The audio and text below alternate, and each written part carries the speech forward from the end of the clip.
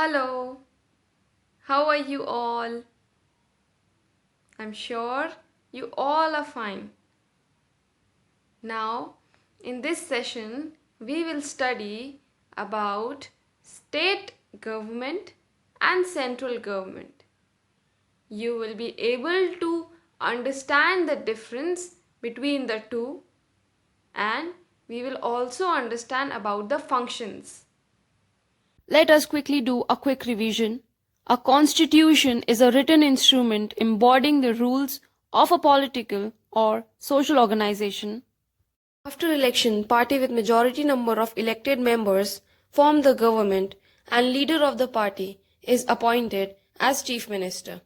Chief minister takes care of the work carried out by the ministers, whether it is done correctly or not, and shuffle the ministry as per requirements. If the governor does not sign the bill, then that bill will not become a law. In case of emergency, chief minister can also frame plans and rules as he is also having authority. Any organization that has the power to make and enforce laws and decisions for its members acts as a government. What are the works done by government? Government focuses on welfare of the nation. Majorly, they focus on improvement of education, railway, building and making of dams, bridges, metros, national highways, etc. The work to be done is divided between the state and the central government.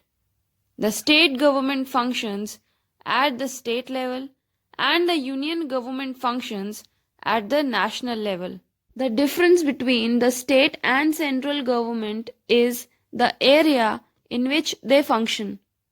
Therefore, the responsibility of a state government is limited to the particular state. For example, the work of the Gujarat state government is limited to its boundary, whereas the central government takes care of the entire nation. Suppose Gujarat government is thinking to form new policies regarding traffic system.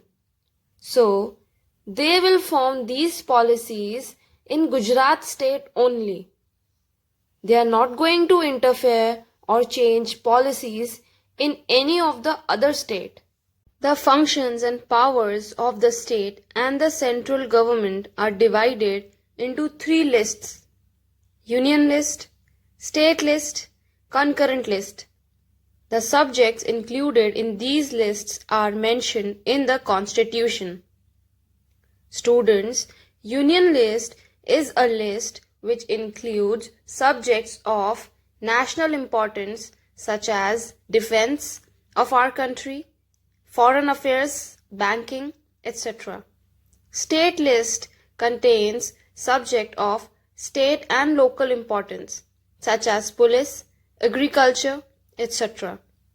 Concurrent list includes subjects of common interest to both union and state government such as forest, trade union, etc.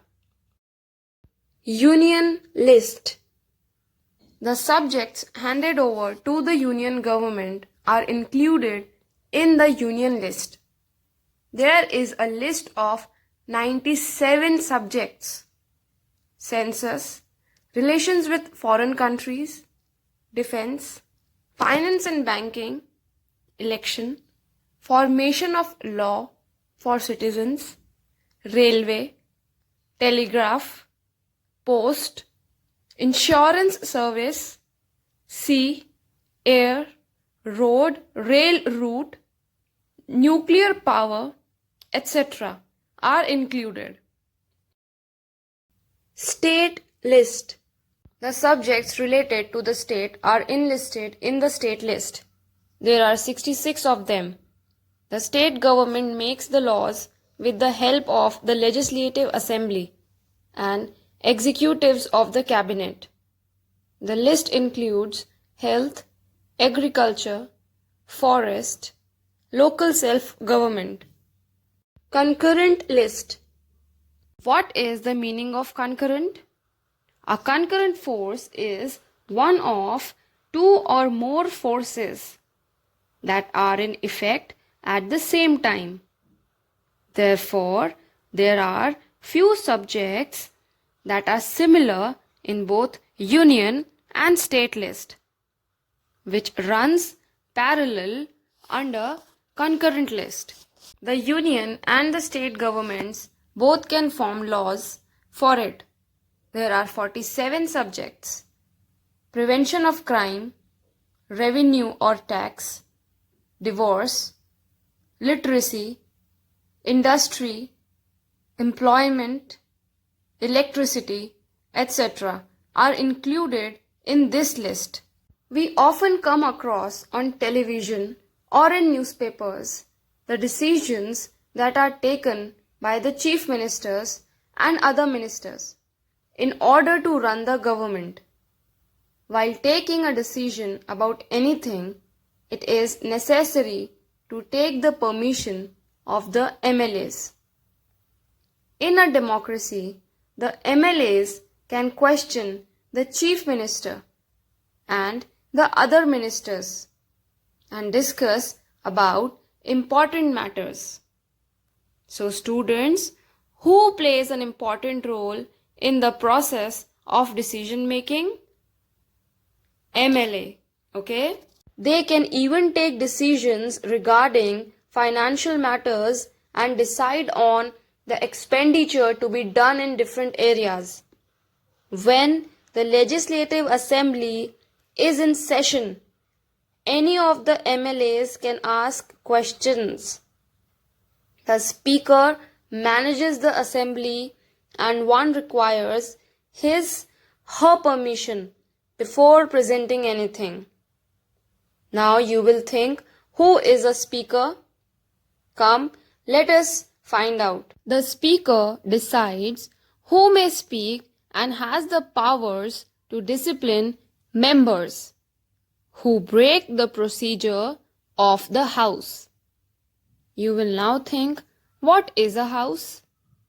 India's federal legislative branch consists of the President, the Rajya Sabha, that is upper house, and the Lok Sabha, that is lower house, the House of the People, and the Council of States constitute India's parliament.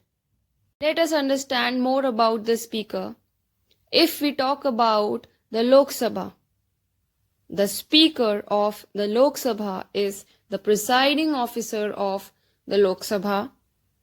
The Speaker is elected generally in the first meeting of the Lok Sabha, serving for a term of 5 years, and is chosen from sitting member of Lok Sabha.